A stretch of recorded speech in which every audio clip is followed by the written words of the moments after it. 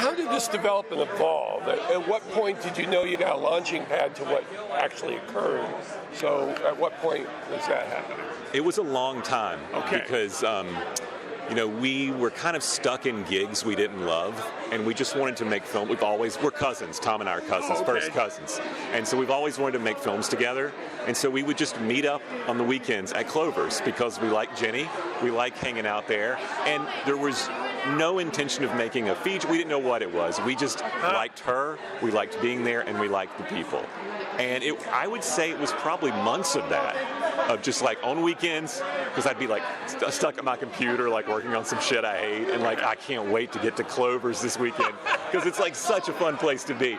And so then it kind of began, as we met people and as things in their lives began, having these narrative arcs, then we realized, So this is a working class that is constantly aggrieved and exhausted, but still has bitterness towards Democratic policies, which historically has helped them the most. So how do you think they thought Trump would save them? Well, you have to realize, like, not everyone there is. JD was very pro-Hillary, so we basically have two people in the film that are kind of outwardly political, and one is left and one is right. And it's what I think is interesting about the film is that you would expect the male to be the Trump voter, and he's not in this case. But our approach to that is we're not ideologically driven filmmakers, and our goal. We thought about this. We knew these questions would come about the election and everything, and it's whoever's on screen at a given time. We want to try and portray that perspective, whether or not we disagree with it or not. We want to just show empathy in all areas. So it was kind of a radical empathy was our approach. Very good. Yeah. Very good. How does the casino culture destroy the sensibilities of the working class in your observation? Does it make desperation more desperate, or does it give them a social outlet? So there's a scene in the film where it's like two people from Chicago who were like visiting Ashboro, and they're like, in the town of Ashboro, there's nothing else to do. It's the only game in town. And they're right. Ashboro was the largest dry town east of the Mississippi River for a long time. They just could sell alcohol recently. You couldn't sell alcohol there. Oh, wow. You had to go to the county line. Okay. And it's still coming into, there's not a culture. Well, I don't want to say that because Ashboro has some amazing culture, but there's not a lot to do on a given night. And this was a place for people to congregate. Like, they could go there. You didn't have to have much money. You could have $5. You put it in the machine. You can smoke inside, and it was just it was where else? It was like they're coffee shops. They were like coffee shops. Right. Gotcha. So yeah. I'm trying to look for the intermediate.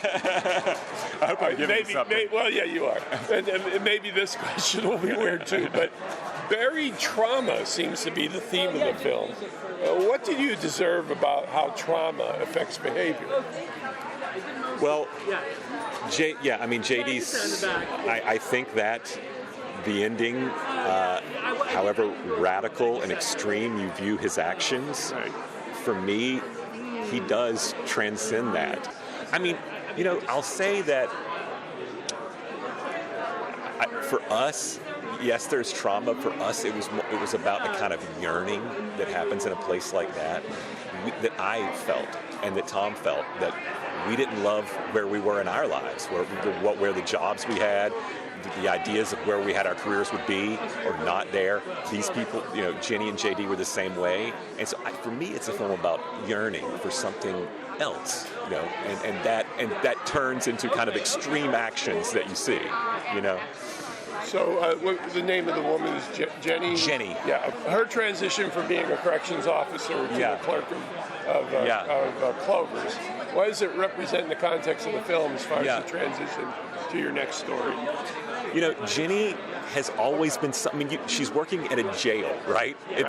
Surrounded by really crude kind of misogynistic inmates, Yeah, you know, really captured and that. she's radiant. She's happy there. And she's someone she's a consummate optimist. And so I thought it was really interesting with these scenarios and these situations to place someone who is always going to make the best of it and do so in an almost like stubborn way. You know, she is going to be happy, goddammit. You know, she's going to be okay. And so that was why that moment, that's still the most, I mean, it's kind of an obvious choice, but it is the most heartbreaking moment in the film when she breaks down. Because she's like, you know, it's better to laugh than cry. It's better to laugh. She's trying to talk herself out of feeling this, you know, but Well yeah. done. Well done. Yeah. So finally, what's the first thing you think about when you think about your love for creation and cinema? I just think about my childhood, you know. I think about falling in love with movies for the first time. I think about, you know, I still get that high when I sit down in the theater, man. It's like it's just about the feeling you got when like E.T. was on the big screen, you know. This is Patrick McDonald for HollywoodChicago.com. Copyright 2026.